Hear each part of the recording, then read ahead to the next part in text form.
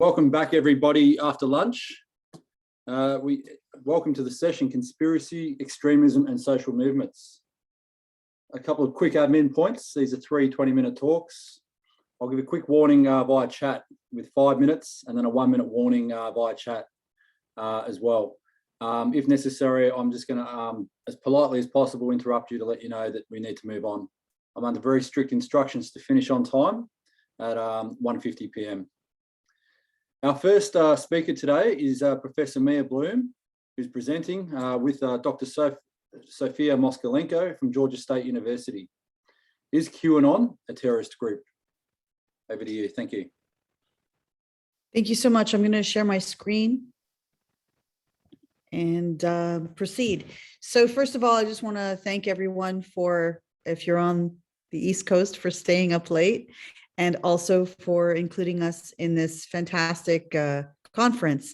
So basically, it's the $24,000 or $64,000 question: is QAnon a terrorist threat? Because of course, this is what everyone is speaking about, whether it's the Attorney General Merrick Garland or Secretary of Department of Homeland Security Alejandro Mayorkas, and even Christopher Wray. So this is what we approached the subject.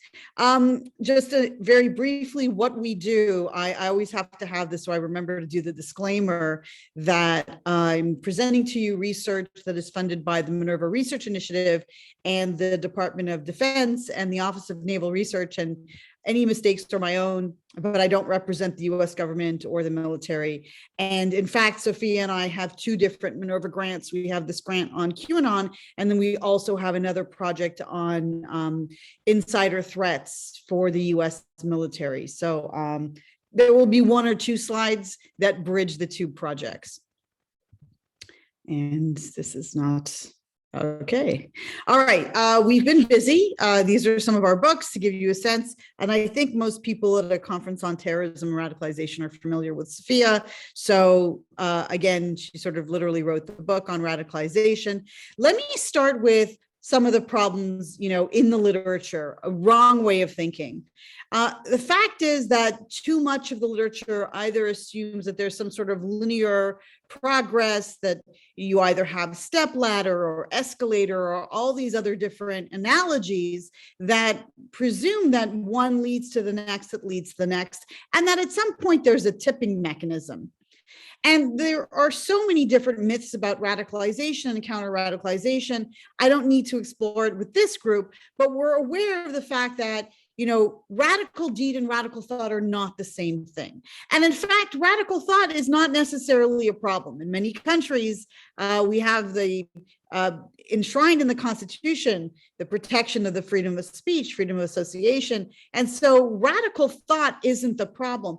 It's moving from radical thought to radical action, which again is where the Macquarie and Moskalenko assessment tool is most useful, and as well as the fact that we know not all terrorists are Muslim, and that there's no connection between radicalization and poverty. But these are so many myths that are wrapped up in study of radicalization. The other thing is that the preconditions for terrorism, it's everything, right? Lack of democracy and modernization, extremism, antecedents of political violence, et cetera, et cetera. So the problem is, it's everything. Like, in other words, we have this checklist. And so we really don't have a good understanding of what is radicalization, but also it's a black box between radical thought and radical action. And I wanted to get to this quickly, and here's the question where I always come to: what about agency? I love to tell the story of the Shikaki brothers, Dr. Fatih and Dr. Khalil. Dr. Fatih, they were born 2 years apart, same house, same family, same everything. So the context was the same, as well as the fact it's the same parents. Dr. Fatih went on to establish the Palestinian Islamic Jihad, whereas Dr. Khalil got a PhD at Columbia University. Dr. Fatih was killed by the Israelis in 1995, and Dr. Khalil teaches at Brandeis, which in the United States is a university that is outside of Boston. the point being, you have very different outcomes.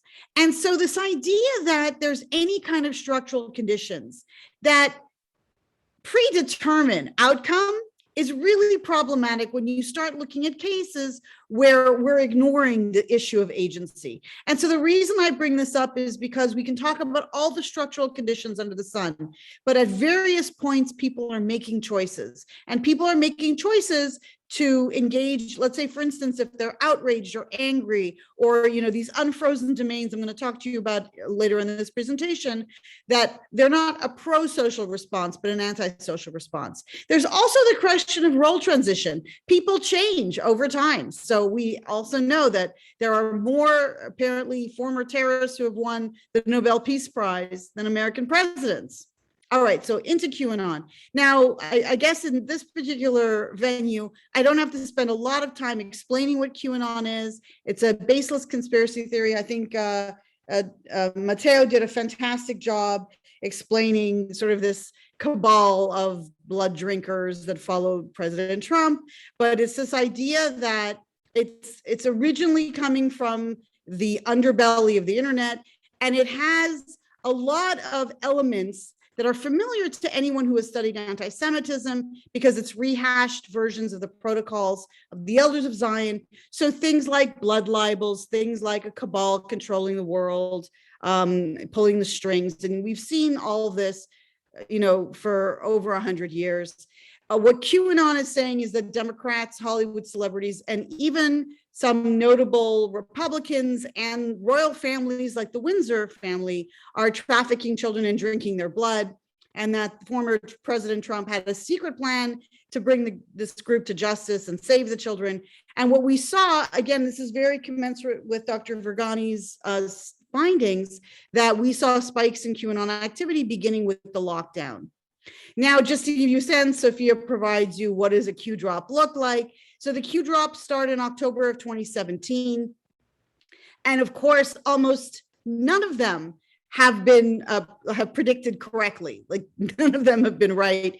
There was one time, and I remember thinking, oh boy, this is bad.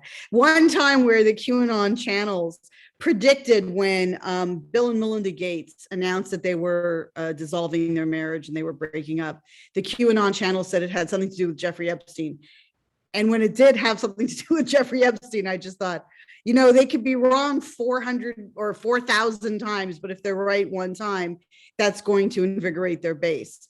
So over time, what we've seen is, and this is exactly commensurate with Dr. Vergani's study, that support for QAnon was relatively flat from October 2017, and then you saw a massive uptick in QAnon activity and support for QAnon after the lockdowns. So basically, the March 2020 lockdowns, you see a really sharp increase. According to the Wall Street Journal, it was as much as 600% in terms of the number of Facebook groups and posts.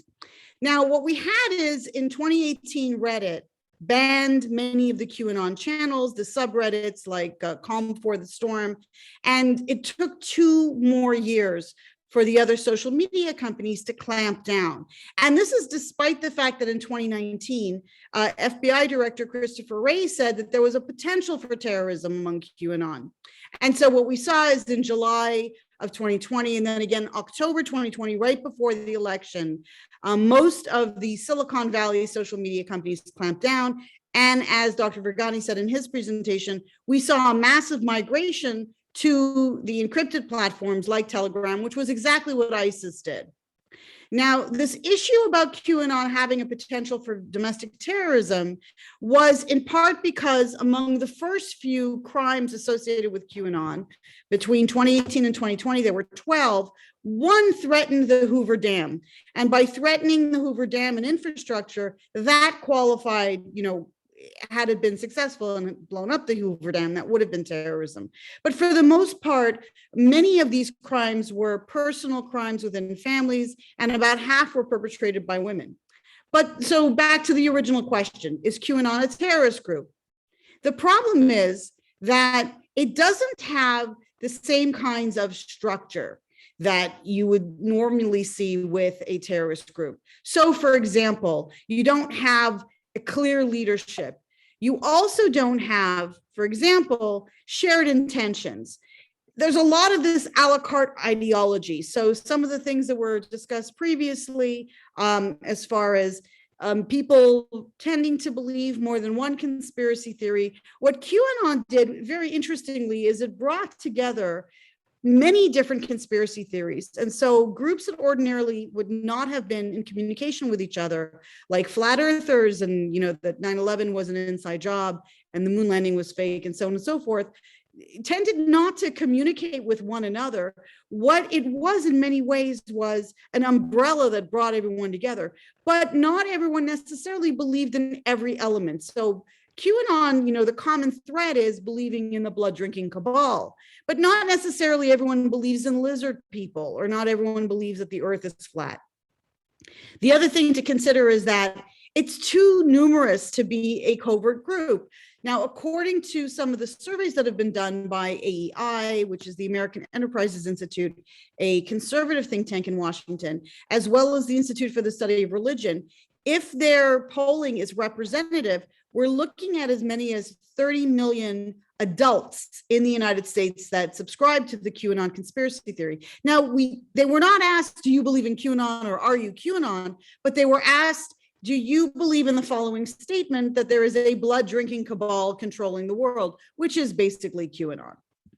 So when you look at the AEI study, interestingly enough, you're looking at probably, 29% are Republicans, but as many as 6% of the people who agreed with the statement identify as Democrats. And so we did see a lot of people who were previously supporters of Bernie Sanders that went over to QAnon. But the other thing that was really important was in the summer of 2020, there was this campaign called Save the Children. And what the campaign did was it really did pull in a lot of people we ordinarily associate with the left, vegans and yoga influencers and these kind of yoga moms, or Q moms, as we call them in one of our studies. So basically, we're not just looking at Republicans, although it's disproportionately Republicans. And when it's broken down by religion, very, very high support of that statement among people who identify as evangelicals.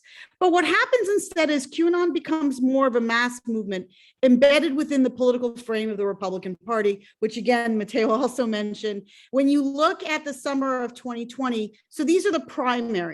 There were 97 primary candidates that identified as QAnon, of which 24 went on to the November 2020 election and 2 won, Marjorie Taylor Greene in Georgia and Lauren Boebert.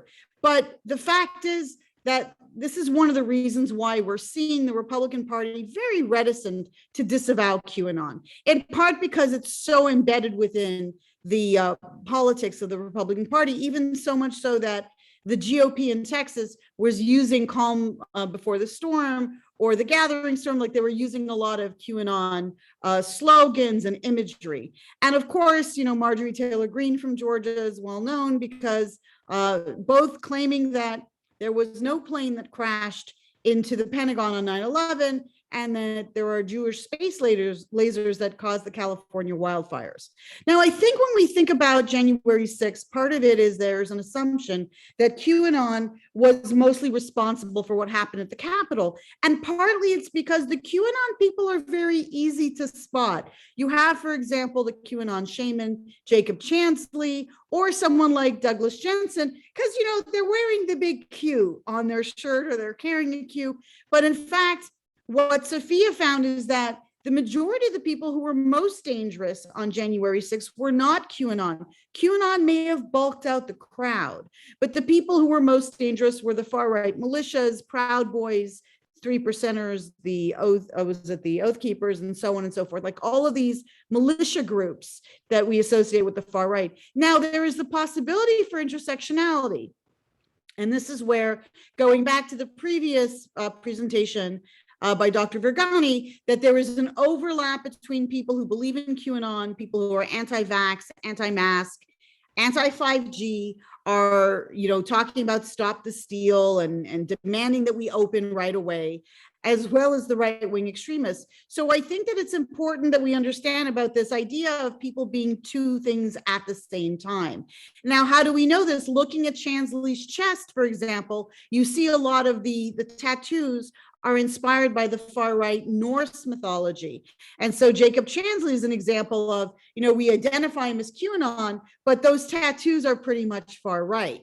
The other issue that Sophia and I have identified, which is what our second Minerva project is doing, is it's looking at the infiltration of QAnon into the US military. Now, this might have been punctuated by the July 2020, on July 4th, which is American Independence, where Michael Flynn, the former General Michael Flynn, did his oath of allegiance and then added, "Where we go one, we go all."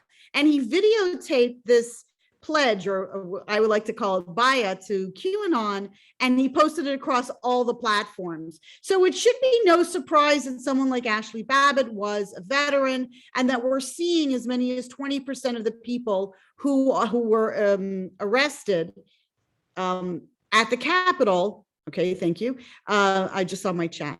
Who were arrested at the Capitol were associated with the military. We also saw the global spread. For example, London in 2020, we saw that there were rallies across the UK, and Sophia for the book charted as many as 85 different countries have QAnon different platforms. Very quickly, what does she mean by mass unfreezing? Basically, what happens is people have very firmly held beliefs about science, about religion, about gender, and all of a sudden these domains become unfrozen and people feel discombobulated. This can result in anger, anxiety, outrage, disgust, and again, sort of the gateway to QAnon. And so what we've done is we've laid out how people go from these unfrozen domains to then having these positive feelings of pride and belonging and fulfillment with QAnon. Now, the other thing is, we associate QAnon with this massive uptick in mental health problems. We see, for example, the average in the United States is around 18% of people who are having mental health issues, anxiety, or depression. And when you look at the case studies of QAnon followers, either what Sophia did or what the Pyrrhus data set did at University of Maryland, we see that much higher, as many as 68% of the people associated with QAnon that were arrested on January 6th have some sort of mental health. And you see also Michael Jensen's work, where he showed that people were very often more than one thing at the same time. Now, very quickly, because I'm running out of time, Sophia's got some new data. We expected to see maybe 30-40% of people responding to the survey. Do you know anyone in QAnon, someone that you are close with? We actually got 80% of people saying yes. And then when we looked at their relationship, we're looking at people talking about their immediate family or their relations, so either first cousin, second cousin. So you're looking at quite a number of people who say that there's a member of their family or friendship network who believe in QAnon. And so she asked them, would you say that you're angry as a result of these conspiracy theories, 3 being no change? And that what happened is most people have become very angry about this QAnon impacting their families. And again, the way they interpret it as maybe the government needs to have more transparency or limit disinformation. The other thing that was very interesting is that these are parallel results. When people were asked, okay, tell me something that you care about, what is assessing their level of radicalization, would you, for the thing you care about, resort to violence? Vast majority of people said no, they would not resort to violence. But when these same people were asked about their friends and family, do you think these QAnon people would resort to violence? They actually said a very high, over 52% said yes, we think our friends and family would resort to violence in their pursuit or belief of QAnon.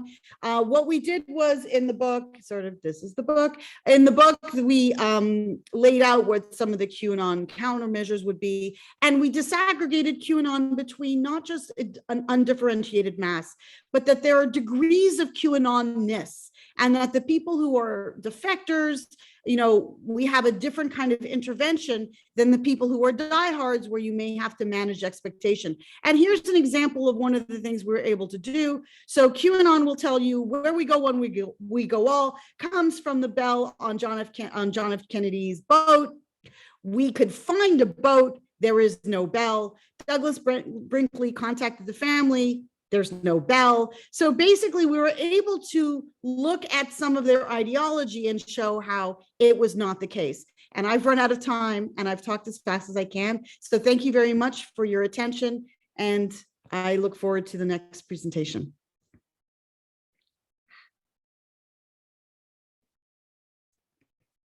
All right, thanks, Professor Bloom, for a very interesting presentation, and I'm sure there'll be a lot of questions emerging out of that. Our next presenter or presenters, Associate Professor Anna Halafoff and Emily Marriott, who are presenting as part of a broader team featuring Dr. Ruth Fitzpatrick and Dr. Enqi Weng from Deakin University. And the title of the paper is Conspirituality and COVID-19. Thank you.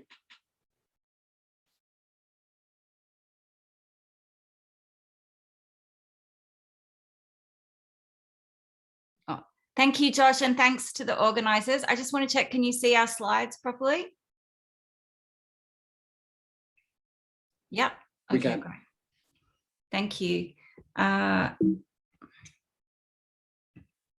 So Emily and I are going to present today research that has come out of a project that we've been involved in. I've been leading for about 18 months on conspirituality science and the COVID-19 pandemic in Australia, material and digital practices. And you can see the full research team there. We have a website that you can go to, and there's a series of podcasts from our conspirituality colloquium earlier in this year that some of you may find interesting. Okay, so the spread of disinformation about COVID-19 has occurred at a rapid pace, including in Australia, in parallel to the virus, in a globalized, marketized, and hyper-mediatized world. Adherents of conspirituality are among the many engaged in the spread of problematic disinformation during the pandemic. In this presentation, we identify 12 conspiritual convictions and discuss the processes of radicalization and potential for violent extremism occurring within these movements. Spirituality, like religion and terrorism, are all contested terms. When we refer here to conspirituality, spirituality, and spiritual movements, we are looking specifically at what is termed holistic spirituality, equated with alternative New Age, spiritual and wellness groups and industries, and focused on health, healing, happiness, rather than a broader contemporary spirituality, which also encompasses many religious forms, practices, and communities, which holistic spirituality often draws on and or appropriates. Holistic spirituality also differs from Indigenous forms of spirituality and knowing, although holistic spirituality also often draws from and appropriates this. Religious and or Indigenous people may also identify as and be part of holistic spiritual movements. So contemporary spirituality, holistic spirituality, and Indigenous spirituality can be overlapping at times. We also stress holistic spirituality's individualistic and social dimensions. So our study, drawing on Inga Furseth's work on religious complexity, thereby reveals a spiritual complexity in and beyond Australia.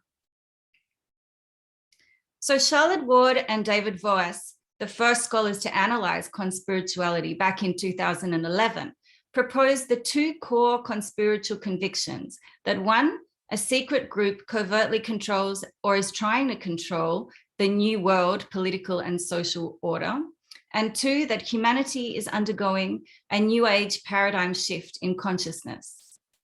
And in our research on conspirituality science and COVID-19 in Australia, that's supported by the International Research Network for the Study of Science and Belief in Society and funded by the Templeton Religion Trust, we have identified an additional 10 key convictions central to conspirituality, including those that result in vaccine hesitancy and or refusal.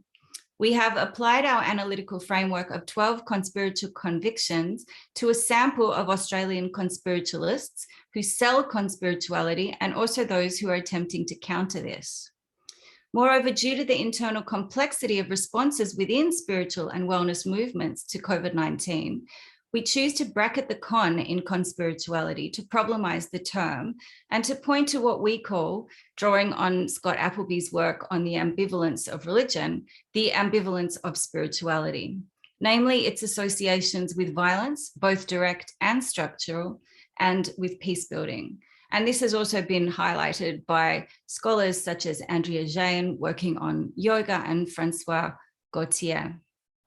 We also argue that our conspirituality framework may provide a deeper understanding of conspirituality, which may also assist with developing more effective strategies for countering the spread of disinformation, anti-lockdown protests, threats to authorities, and vaccine refusal in and beyond Australia. Over to Emily. So Fanos Panayides is a former reality TV contestant, and he was among one of the most prolific Australian conspiracists. His Facebook group 99% Unite became one of the biggest hubs of resistance against Australia's coronavirus response. And alongside him is Neil Pascoe, also known as Nate Max, and Tom Barnett, who are other Australian conspiracists who together were labelled as the Aussie Warriors by the New Earth Project, which regularly hosted discussions online in 2020. Our analysis illustrates over 12 conspiritual convictions with quotes and content drawn from a since-removed conversation among these Aussie Warriors, which was featured in a YouTube video hosted by Panayides, which was live streamed and recorded on the 14th of August 2020, which was during Victoria's second lockdown. Jason Christoph, who is a Canadian health, wellness and fitness coach, is also featured in this broadcast. So briefly, a more detailed description of the 12 convictions will be published in our forthcoming special issue on conspirituality, which is arising from our project. However, these convictions, which are highlighted here, are the clash between 1, those ushering in the new age, and 2, those wielding the new world order, which results in 3, a cosmic war, with spiritual warriors defending and strengthening their 4 spiritual tribes, in 5, opposition to mainstream culture, which includes a loss of trust in governments, mainstream media, big pharma, and polluting industries.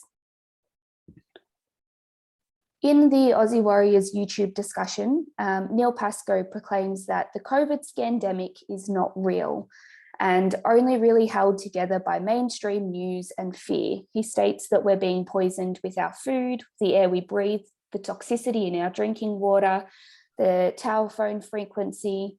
Pascoe further exclaims in an anti-Semitic tirade that it's actually the CIA, it's Israeli intelligence, it's Mossad, it's the Zionists behind the pandemic, and the only thing that's stopping us from building heaven on earth is a bunch of pedophile Satanist puppets who are controlling things from the top. Pascoe adds how he'd like to do it another way, but we're in a war now with half humans, a spiritual war with the cabal, the deep state, that it's taking your time, your energy, your vital life force, your chi, your soul's essence. He calls listeners to rise up against the elite. Seriously, get out in the streets. What do you fight? What are you going to fight for? Our planet, our freedom, our sovereignty. Fight for the earth, man. Fight for humans. Fight for all of us. Later in the live stream, Pascoe also states that alpha males do not have the balls to take on the system. The Aussie Warriors, by contrast, are doing so emboldened by narratives of sex exclusivity and secret and suppressed ways of knowing, drawing on ancient utopic wisdom oriented to both the past and future. Conspiritualists also exhibit white privilege in their spiritual bypassing of the reality and the suffering of the pandemic, and in their cultural appropriation of Indigenous and Asian religion and spirituality. They prioritize authenticity and autonomy, sovereignty and personal freedoms, similar to this morning's presentation by Christy and Chrissy, and gut feelings and intuition over rational scientific facts. This all fuels their vaccine hesitancy or refusal, where vaccines are seen as toxins poisoning their pristine bodies. They spend considerable time influencing by evangelizing others to see things the conspiritualists' one and only right way by selling conspirituality in a marketized and hyper-mediatized world to raise their statuses for financial gain. They also increasingly engage in a science is spiritual that both co-ops and critiques science and technology to strengthen and spread their claims, how and when it suits them. Science is spirituality and essentialized gender norms and hypermasculine narratives calling men to spiritual war seem also to be elevating men as leaders within and drawing more men into these conspiritual movements. To illustrate, Pascoe states, "They don't want you knowing that you are a god." Barnett similarly agrees, saying that the internal knowing that we are more than what we were ever told and that we can do this is coming from a place of inherently godly power. Conspirituality in Australia is evident amongst more privileged and often white individuals and groups. Given the largest Australian holistic spiritual communities around Byron Bay and Noosa in Australia are in coastal, affluent, regional locations, they have also been dislocated and insulated from much of the impact of the pandemic that has occurred in larger cities affecting culturally diverse communities and more recently Indigenous communities in cities and inland Western New South Wales. This helps to explain how Pascoe can pontificate that there's empty hospitals, there's fake death certificates, the list goes on and on. So if you use your eyes, your ears, your mouth and your senses and you walk outside, you're like, what pandemic? Christoph also describes how vaccination programs with needles full of poison will result in mass deaths that will then be blamed on COVID. Pascoe instead calls for a global meditation as he has his chi master sorted, and because that's something that works, it's scientifically proven that we can co-create a new reality and that we can win this. He mobilizes the listeners. Let's co-create, co-create, co-create. This is the first step. You need to know you're being mind controlled, and then you need to know how to break the mind control and how to start living for yourself and doing your own things, making your own decisions and being a sovereign being. And further instructs them that the best thing you guys can do out there is share this to as many people as you can. And I'll head back over to Anna now. Our study reveals a spiritual complexity within spiritual and wellness communities evident in these 12 conspiritual convictions, their supporters and decriers, and in conspirituality's individualistic and social and also on and offline dimensions. While the profound impact of the global market and economic factors within conspirituality need to be acknowledged, we question the likelihood that most conspiritualists and wellness influencers are primarily or solely motivated by financial reasons, as has been widely argued, despite the widespread financial precarity within their industry, but rather that this conviction to sell conspirituality is blended with the other strongly held conspiritual convictions as illustrated by the Aussie Warriors discussion. It is also overly simplistic, in our opinion, for scholars and state actors to tar all spiritual and wellness communities with the same Q-Anon or militant wellness brush of going down the irrational rabbit holes of QAnon prophecies and anti-vax sentiments for profit. As Marriott et al. Note in our conspirituality special issue in their research on Spain and other Spanish-speaking contexts, the aesthetic and lexicon of QAnon are quite different to that of the holistic spiritual well-being movements expressed both virtually and in real worlds. Highly problematic aspects and ideological co-adaptations with QAnon are disturbingly present within conspirituality, as noted earlier today and in other presentations, and evident in the quotations from the warriors also that you've just heard from Emily. But they're also intertwined with quite rational and legitimate concerns regarding environmental degradation and unhealthy consumption. Decolonization theories and processes are increasingly being applied to the study of religion and spirituality and to crisis events such as climate change and COVID-19. Growing environmental and social justice awareness is, in fact, posing threats to certain polluting industries and elites. So this global awakening is not entirely fabricated. But why then has a global coronavirus pandemic, which scientists argue is linked to the encroachment of humans on animal habitats and environmental degradation, resulted in so many within holistic spiritual and wellness communities literally buying into conspiratorial rhetoric rather than seizing this moment to intensify their environmental and social activism and genuine world healing activities? So our study argues that the latter approach is much more long-term and difficult, particularly given it faces greater opposition by neoliberal, far-right and authoritarian actors who are fueling Q-Anon and other more extreme discourses and vaccine debates to destabilize societies for their own gains.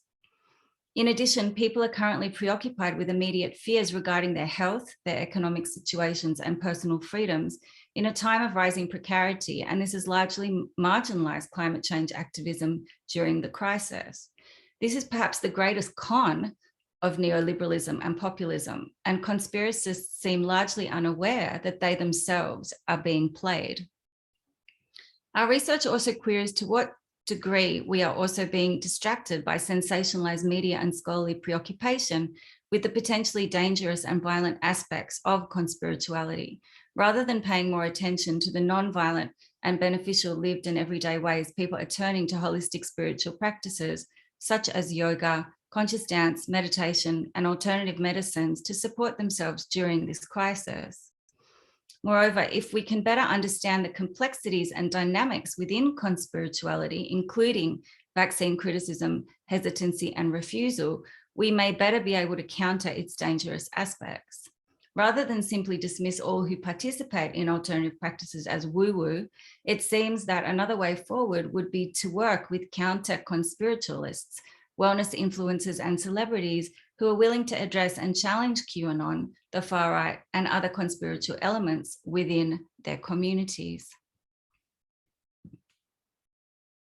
These influencers, such as Australian Sarah Wilson, author of I Quit Sugar, respect scientific evidence and the benefits of vaccination, and that the benefits of vaccination outweigh its risks, and are likely to have a more positive effect on encouraging vaccine uptake in spiritual and wellness communities than medical and state authorities who evoke mistrust among them. Other strategies that use more affective rather than scientific messaging, such as pleas from alternative vaccine refusers who have caught and suffered from COVID-19 for others to get vaccinated, or wellness mummy influencers to protect children, may also be more effective. A key aspect of spiritual lifestyle is freedom and mobility. So urging vaccination in order to travel again may also increase vaccine uptake. So we conclude that the large amount of those declaring themselves to be spiritual in Australia, which is actually around 40% of young people, are likely to have been exposed to conspiritual and anti-vax views, but as with many social movements that have religious and/or spiritual ideologies among their drivers, those with extreme and dangerous views which may incite and/or lead to violence, such as at protests or against state or medical authorities in future, are more likely to be a small but still disturbing minority. It is therefore important not to conflate broader spirituality and holistic wellness communities with conspirituality, and instead aim to better understand the internal diversity and complexity within conspirituality, including its underlying and at times legitimate grievances, as well as the processes of radicalization occurring within these circles. And in doing so, it may be possible to address the threats posed by conspirituality with more success in partnership with spiritual community leaders and wellness influencers. Thank you.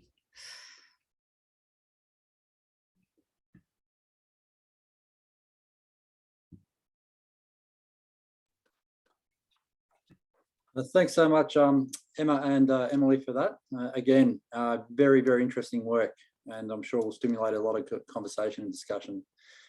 We'll move on to our third and final presentation for today. Dr. Julian Droogan and Jana Vanderwee from Macquarie University, speaking on conspiracy theories and far-right violent extremism. Over to you, Julian.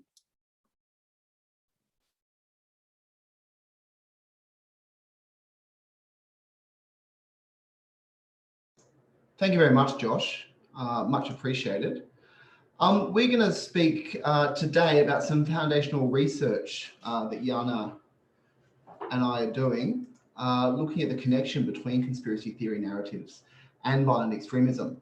And so this research is part of an ongoing postgraduate project conducted by Jana. And in this research, what we're trying to do is really fill a gap. And this gap is that while there's a lot of discussion and speculation at the moment about the relationship between holding conspiracy theories, as we've seen, and also engaging in forms of violent extremism, there's currently not a lot of theorization around what exactly this relationship might be, nor is there a lot of empirical exploration of the issue, not a lot of clear cause and effect as yet in the data. So what Jana and I have done is devised a conceptual framework derived from the anger, contempt, disgust model that looks at emotional drivers to violence. And we've also looked at Ingram and Berger's crisis solution justification construct as well. Now, through coding and thematic analysis, what we've done is applied these frameworks to two different bodies of data, different but connected. An original conspiracy theory, in this case, the Great Replacement theory, and 3 violent extremist manifestos that have been supposedly influenced by this theory. And in this way, we hope to better understand the possible causal relationships between conspiracy theories and violent extremist attacks. And particularly we want to understand any relationship that might exist between the conspiratorial narratives and people's commitment to actually engage in violence or other forms of extreme hostile act against out groups and those who are othered.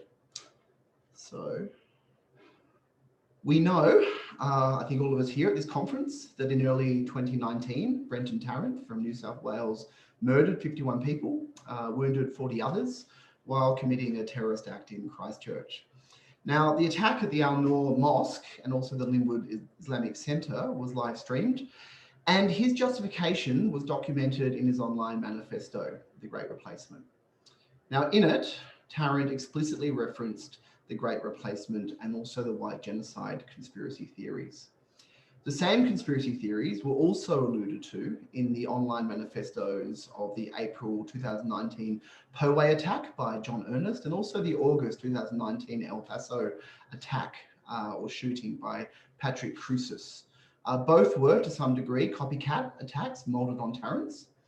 Now, these attacks, along with the alignment of Q-Anon movement with far-right anti-government violence in the US, as we've just seen, have really created, I think, a conviction among some policymakers, many pundits and people in the media, and some academics that conspiracy theories are a motivating factor for violent extremists. And it certainly seems plausible, and if true, would be deeply concerning in the current context of rampant government or anti-government conspiratorialism associated with the COVID-19 pandemic, and also associated with government-imposed public health orders.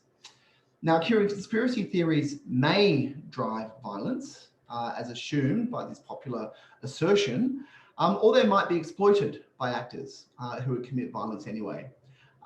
This research that we're doing really tries to explore or tease out some of the more nuanced relationships between conspiracy theories and how they're thematically related with manifestos that explicitly declare and justify some sort of violent intent. So how do we define conspiracy theory? It's well beyond the scope of this presentation to give an account of the very patchy and also conflicting, but also highly fascinating research that's out there on conspiracy theories. We see them as diverse, taking different forms, serving different social purposes in various cultural contexts and also through time. Although still unperfectly understood, it appears that conspiracy theory is generally used as an umbrella term for narratives that encompass falsehoods, far-fetched or fringe ideas, the division of the world between the victimized in-group and malevolent victimizing out-groups. They explain the world, but they also create an opportunity or a pathway for direct action. And it's not too hard to find influential conspiracy theories at the heart of jihadist far-right and also far-left extremist and also violent movements. So conspiratorial narratives appeal as truth claims, usually positing that some influential organisation is responsible for unexplained events. They can verge in some cases onto becoming cults and even new religious movements. So for our research, we've adopted Van Bugen's and also Van Voigt's useful typology that's made up of 4 key elements. These are outgroup plotting or coalition, a deliberate action or agency, harmful or deceptive goals, threat, and also the concept of concealment and secrecy. Now, to explore the extent to which conspiracy theories influence violent extremists, we first created a thematic theoretical framework that could be used to explain the relationship between holding a conspiratorial narrative and engaging in violence. Then we used in vivo to do a qualitative analysis of the original conspiracy theory text. In this case, Renaud Camus' English version of his little book, You Will Not Replace Us. And then we did the same to 3 far-right manifestos penned by the Christchurch, Poway and the El Paso shooters. We chose in vivo software for data storage, coding and development of the themes. We also adopted an iterative method to create and refine coding frameworks to look for the themes associated with elements of conspiracy theory. Themes are also related to this notion of particular emotions, anger, contempt and disgust, and also themes related to the crisis solution justification model. We also had 2 independent coders unfamiliar with the research question, using these same coding frameworks we devised to apply them also independently to the sources to give us some redundancy there in terms of qualitative assessment and interpretation. Now, these particular sources have not been analysed in conjunction before. So a thematic analysis was selected in order to really identify new themes and patterns between the diverse texts. One difficulty, of course, common I think to far-right linguistic analysis, offline, online, is that sources may have implicit and explicit meanings. For example, Tarrant's manifesto contains bragging, ironic dark humour, very, very common of aspects of the far right, which can be very provocative and tends to distract often from the main conversation. Contextual knowledge and flexibility is very much required to analyse the author's meaning in these cases. And 3 predetermined coding frameworks were selected for the beginnings of the analysis. So you can see there the elements of conspiracy, coalition, agency, threat and secrecy that we were looking for in the original text, also in the manifestos, but then also that idea of ANCODI or anger, contempt and disgust. Apparently these are motivating and mobilizing emotions when it comes to outgroup violence, and also a radical narrative analysis looking at crisis solution models. So why did we adopt ANCODI? Well, as I just mentioned, this particular perspective, based on the work of David Matsumoto and his team, strongly suggests that anger, contempt and disgust are emotional drivers for intergroup aggression and may precipitate outgroup hatred and violence. These emotions, it is proposed, work in combination to motivate action, devalue the outgroup, and potentially work to eliminate its members. Anger here is synonymous with injustice, contempt, superiority. Anger is synonymous with injustice. Contempt is synonymous more with superiority, and disgust with intolerance and the concept also of dehumanization. So it's been shown that these 3 emotions are often elevated prior to violent events, while usually only anger on its own is elevated prior to non-violent events. So that idea of contempt for the other and disgust for the other and that dehumanization is a very important aspect of mobilization to violence. Now, high levels of all 3, anger, contempt and disgust, expressed in the original book, would indicate a provocative influence from the conspiracy theory itself to the violent extremist to commit acts of violence. However, if the book is lower in ANCODI emotions and the manifestos are higher, this would indicate that the violent actors brought their own emotions, their own rationales, reasonings, ideology, and so on into their interpretations of the conspiracy narrative. Now, our second framework is the crisis solution model, which was devised by Ingram after analysing the Islamic State's Dabiq e-zines through the use of radical narrative analysis. The crisis and solution construct capitalizes on in-group and out-group traits and actions. So the model is a novel way of separating the distinctive constructs that often underlie narratives that promote and justify group mobilization to violent extremism, also that can precipitate individual mobilization to violent extremism as well. The in-group is those who share an identity, the us, if you like, in the us and the them, while the excluded out-group forms, of course, the them. Perceptions of crisis are considered a crucial psychosocial driver of radicalization and characterized by the pushing forces of out-group identity, breakdown of tradition, and the beginnings of uncertainty. The solution, in contrast, is a pulling force for radicalization and is characterized by commitment to the in-group, strengthening of traditions, and increased certainty. Now, this polarizing crisis narrative appears to be central to a great many conspiracy theories, and also possibly fundamental to their structure in some cases. If we think about many conspiracy theories we're familiar with, often this in-group, out-group dynamic is central, particularly when we think about that secretiveness, that idea of a malevolent actor or elites who are pulling the strings, so to speak. Now, as a model for the radicalization and mobilization of individuals and groups, it's important, I think, to see if this particular narrative appears in the original conspiracy texts, or if it's just something that's in those manifestos. So what I'll do now is I'm going to hand over to Jana, who's going to discuss some of our preliminary results. Thank you, Julian. So The Great Replacement is a far-right conspiracy theory and book written by René Camus, which claims that a global elite is colluding against the white population of Europe to replace them with non-European peoples. His views have been translated on far-right websites and adopted by far-right groups to reinforce this narrative. In 2018, he published his first English book, You Will Not Replace Us, to control the interpretation of his ideas into English. The book was selected as the primary source of the conspiracy theory, as it is in English and written by the original author of the idea. I have picked some excerpts from the book for you to understand where this conspiracy theory comes from. I have coined the phrase Great Replacement to denote the brutal change of population which has been taking place in France and in Europe since the beginning of the last quarter of the last century, and which has been gaining momentum ever since. The flow of migrants has taken such proportions that immigration has become a misnomer for what it is. It is more akin to an invasion, a migratory tsunami, a submerging wave of ethnic substitution. My point is that African colonization of Europe is worse and more severe than European colonization of Africa, as it involves demographic change. The Great Replacement is a genocide by substitution. Now, the three manifestos were selected as each of the violent extremists has referenced the Great Replacement conspiracy theory. They also present an excellent primary source. The pre-attack manifestos have an interesting relationship as they each reference the previous one, but also each present a different interpretation of the theory.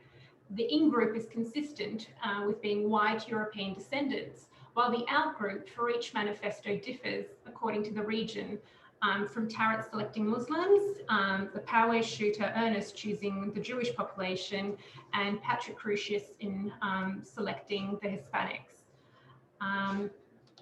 So although the coding results for the manifestos are not yet complete, we want to share some preliminary data and findings. The book avoids conspiracy theory elements and vaguely references a coalition at times, which is referred to as a democracy. The book also uses terms such as replacees, replacers, or replacists. The replacers in Europe are predominantly Muslims, but it allows an open interpretation.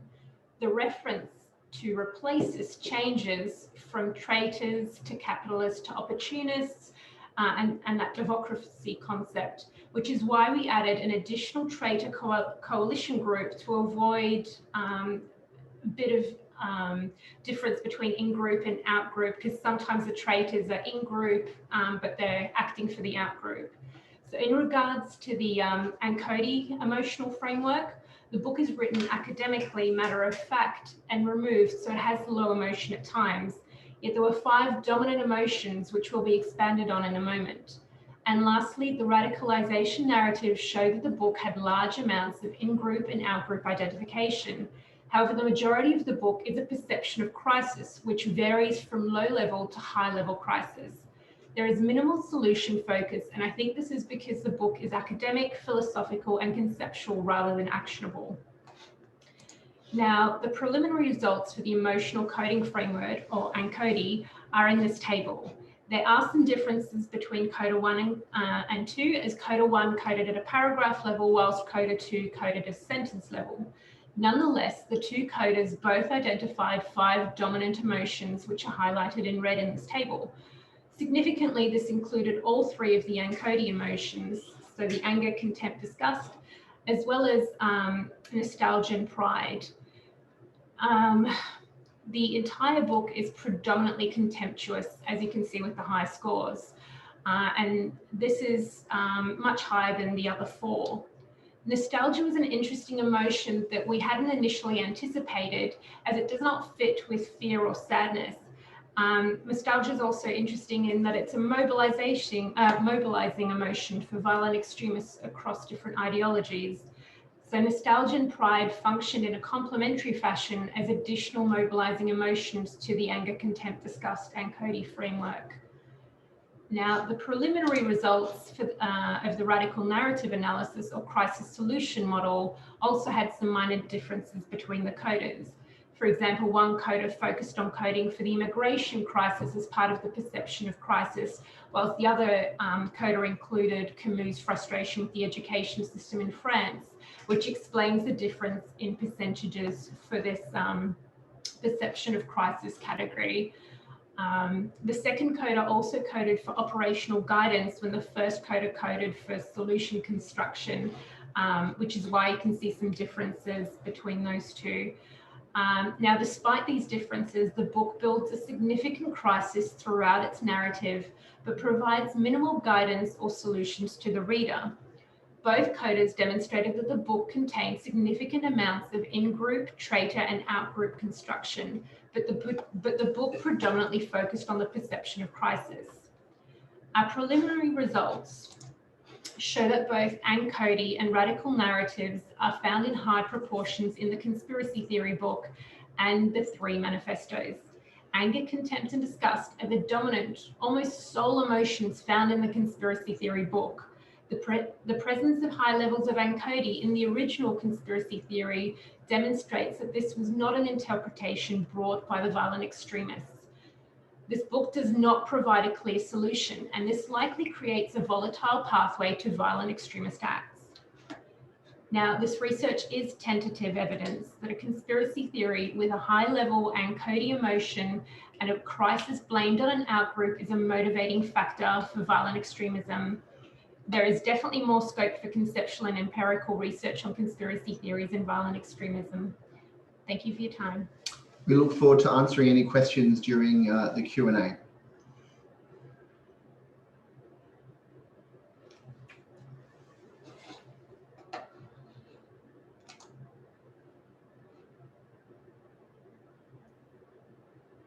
Okay, thank you again for another brilliant talk. It's been quite exceptional panel.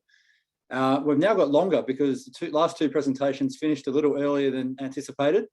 So we are now able to take a few more questions. So let me go to the Q&A.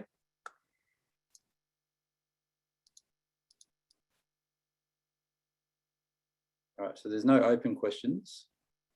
I'll just ask you to direct any questions through Q&A. Just type them in and I can read them out in the order that they do come in. I think people were having problems with the Q&A because we got some questions in the chat saying they couldn't post. Okay, yeah, I did see that from Anna. Okay, well, just to avert the issues, I can't see the participants, but if anyone wants to write their questions in the chat, otherwise I've got a few interesting questions, I suppose, for me. I'll start off and we'll go from there. Yep, we've got one now.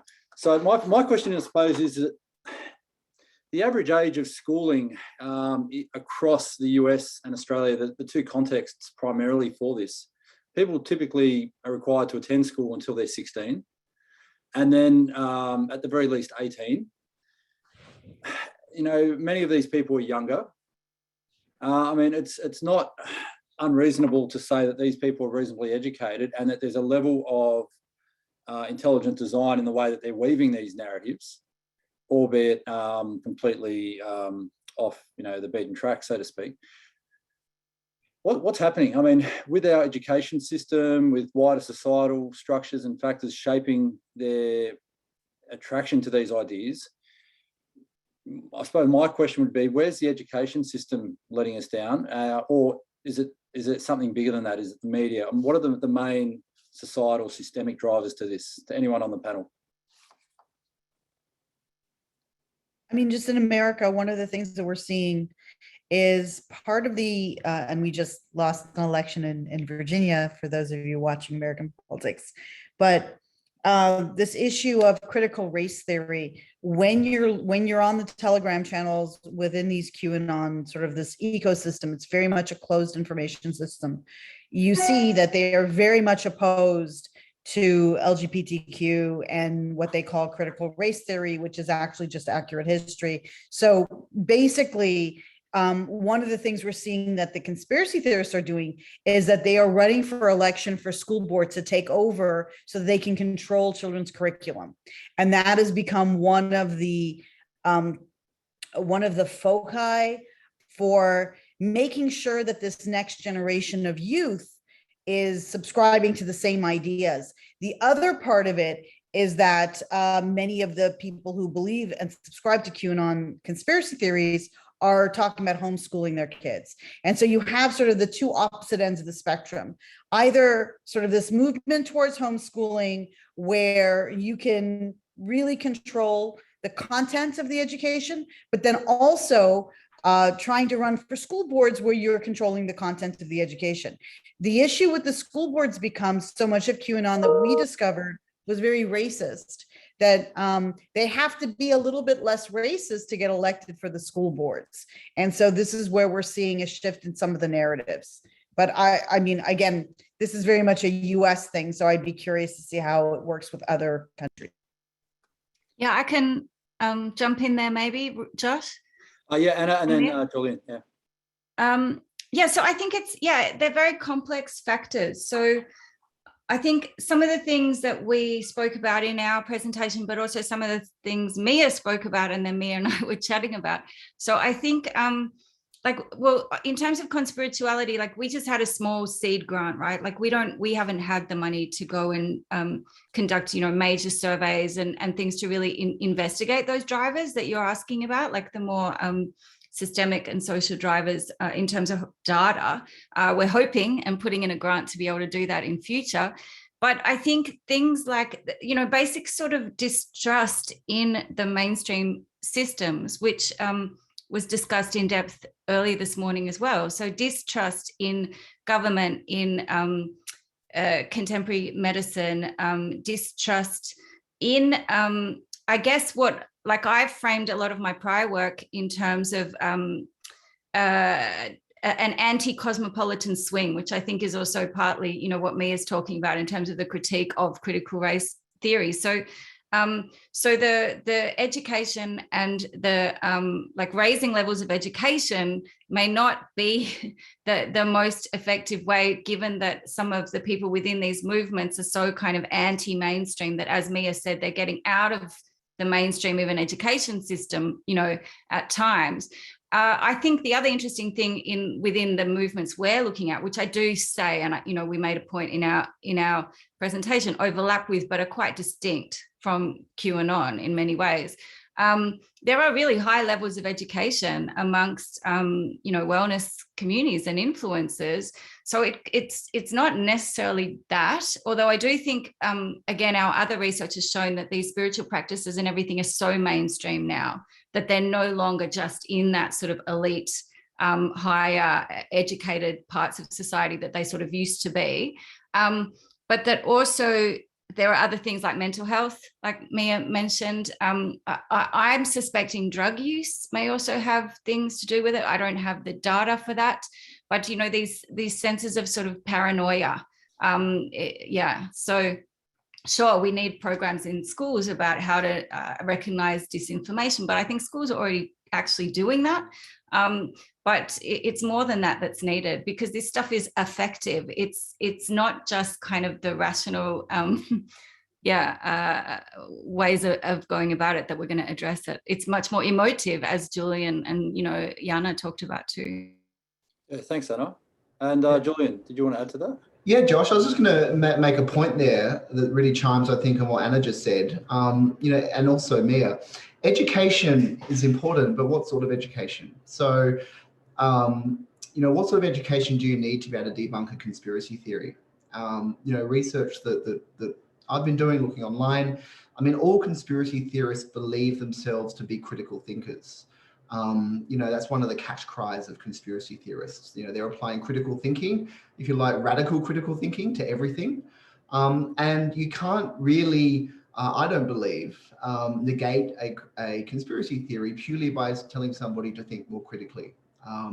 What you need instead, I would suggest, is education actually about the specific domains on which that person or that conspiracy theory sits. So, if you're looking at a conspiracy theory like 9/11 was an inside job or something like that, thinking critically isn't going to help you solve that problem. It's going to be grounding in an understanding of political theory, how societies work, civics, the idea that it's impossible to keep a secret amongst all the people it'd be necessary to blow up buildings in the middle of New York. I have to say that's the sort of information that you get from an arts degree, from social sciences and humanities. So the same, I think, for the Great Replacement theory. Critical thinking is not going to stop you being a racist necessarily, but I think a grounding in education around cultural competency and diversity and cosmopolitanism and so on, does do that. So, it's not just about education, it's about the type of education. There's a big catch cry, I think, often amongst educators about the importance of critical thinking. But I would suggest and submit that critical thinking without depth of expertise in relevant fields is not really a solution, and indeed can indeed be part of the problem. Yeah, thank you. We've had some questions come in. I'll start with the first. So I'm quoting verbatim. Barely coded replacement theory has become part of mainstream political discourse in Australia and elsewhere. In fact, it's always been a feature of Australian political discourse. See, for example, Dana Bale during the RU 486 debate. How do we distinguish between the mainstream and the extreme on this issue and many others?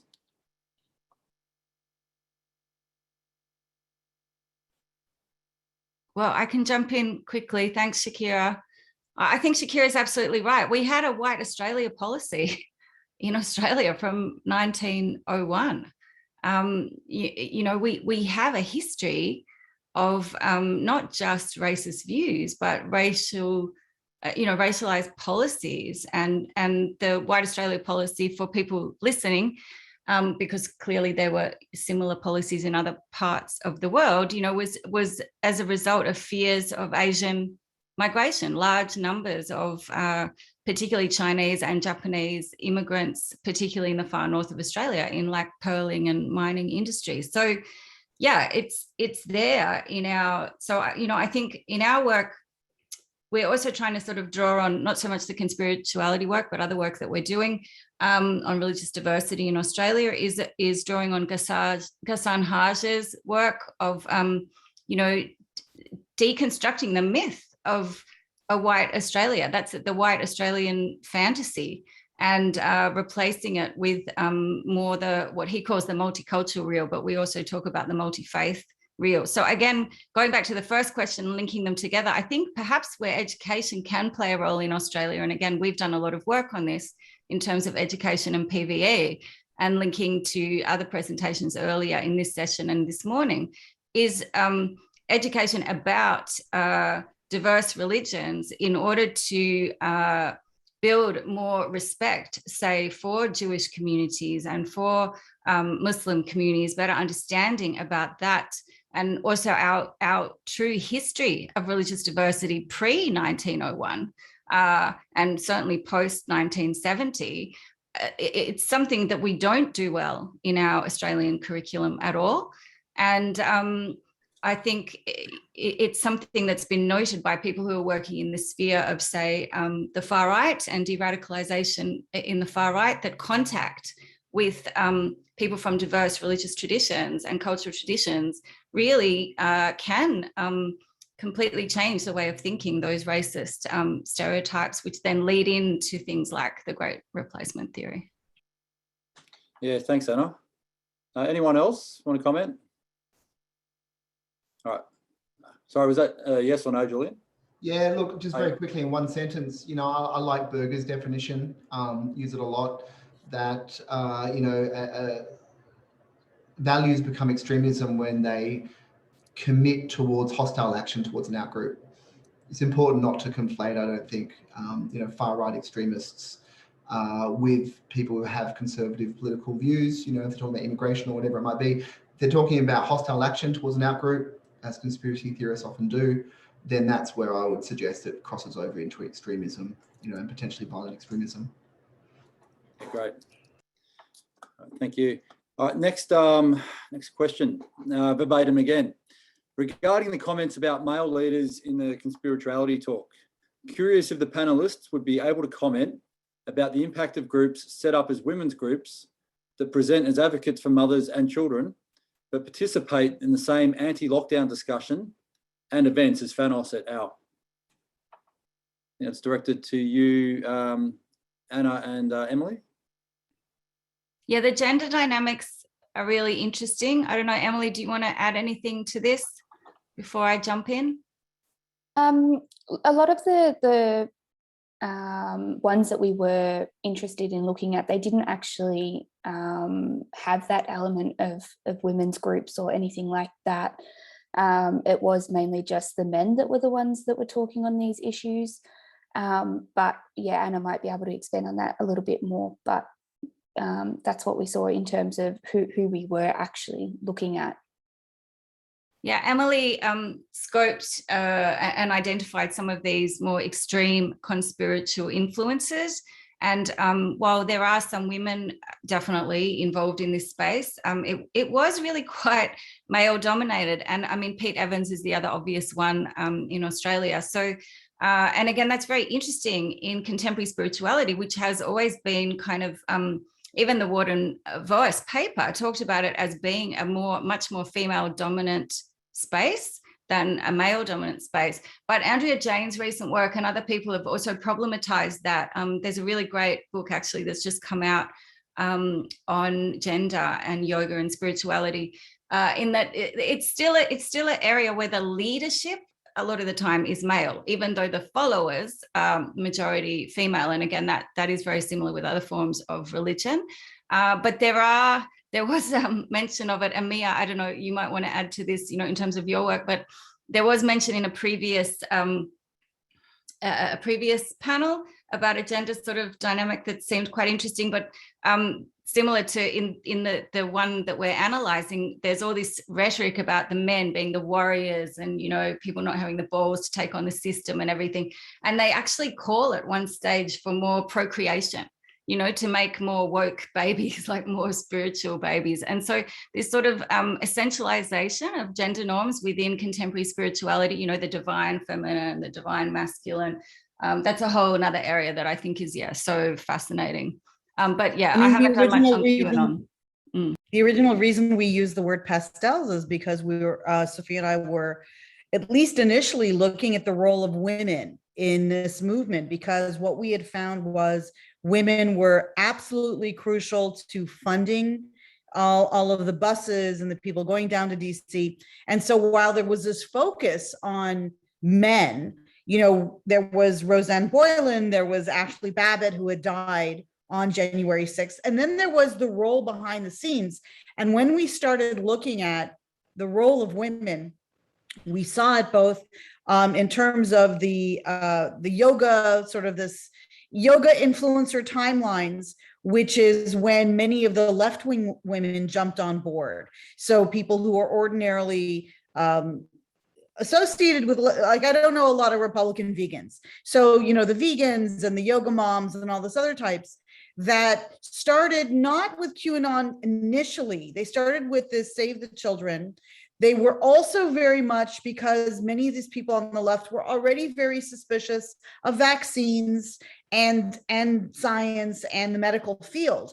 And so what you started to see was, this almost clustering of anti-vaccine and suspicion about COVID, whether it was created as a bioweapon or whether it was a hoax. And then through the Plandemic, which was that fake documentary, you started to see all of these people, including the head of Booty Yoga, who was advocating for basically what is QAnon. So I think the role of women is misunderstood, because when we're looking at who's arrested, when we're looking at who's threatening the governor of Michigan, we're seeing a lot of the men. And we are seeing very much this gendered narrative that the men are the warriors and the women are the, keeping the flame in the hearth. But we are also seeing a very sort of, in terms of influencer role that women have played, especially politically when you draw down. And so it shouldn't be a surprise that the two people that were elected that were QAnon candidates were the two women. Yeah, thank you. We've got 5 minutes left for questions. There's one more question on the chat and a comment. I'll address the comment quickly. To me, it's a question on chat. Scott Morrison's friends with QAnon follower Tim Stewart. I think his wife is on staff. It was a 60 minutes episode in Australia that actually, or was it ABC Four Corners? But either way, it was big for a little while. I'll read the final question that we have here. And again, verbatim, I know a young fitness trainer here who's plugged into the Paul Check YouTube channel and his training centre in the US. Is there infrastructure developing in Australia to promote conspiratorial views and develop local networks of followers, or has it not developed to that point here yet? Anna? Yeah, so I mean, we definitely have similar things. So Pete Evans, who I mentioned before, is a wellness influencer, and was really prolific on social media. And he became part of, one of the main leaders, let's say, of sort of conspirituality in Australia. And he had already like a strong social media following, but also, a website where he's selling products. He started promoting other products and technology that he thought could cure COVID-19. So this goes into the whole thing. The paper actually that we've submitted for review is actually called Selling Conspirituality. So, and it's a play obviously on Correct and King's Selling Spirituality and Andrea Jane's Selling Yoga. But so this kind of, I think I got confused by your initial question because it was more like about an institution. I didn't really know what that meant, because when we're talking about contemporary spirituality, there's always this sense of, it's not that organized, it's not institutionalized, that's religion, the bad guy. Spirituality is like individual and free, and it's not really the case. Like, you have massive organizations, as Mia mentioned, others, massive yoga brands and leaders with huge followings locally but also internationally. And so I guess the other point linked to your point is, yes, we do have Australian examples similar to what you're saying, but also it's a very globalized network. Like a lot of the teachers are based overseas, they travel regularly, people are moving around. So the ideas that people are getting, that video Plandemic was shared, really widely through all the Australian conspiratorial networks. So yeah, there's a lot going on that's, it's global. Yeah. So definitely. Whoops. Final comment from Julian, and then we need to wrap that up. Yeah, thanks, Josh. I'll be quick. Just on that point that Anna made, and also the one that Mia made before, around those essentialized norms and the infrastructure around conspirituality. Another project that we're doing right now, not the project that I just presented on, actually shows an alignment between conspirituality and the far right in Australia, far right groups. A lot of people scratch their heads, how can wellness groups and so on be attracted to far right conspiratorialism? Well, what we're seeing through the examination of Telegram accounts is actually it's through gyms largely, and it's through mixed martial arts, male fight clubs, Brazilian jiu-jitsu gyms, and inside those gyms, these men have a very much a mind-body martial arts aesthetic. Talking about the importance of being a fighter, but also a thinker, also a lover. They'll talk about, breeding and so on, having big families. And that's where that alignment actually occurs online and supposedly offline, in these spaces. between people who'd consider just to be, neo-Nazi far-right, white supremacists, and this much broader public movement around wellness and spirituality and conspirituality and so on. I'm not saying that's the only place of crossover, but certainly that was interesting in my research to see it was those points of infrastructure, particularly around training and gyms and masculinity, where that crossover was taking place.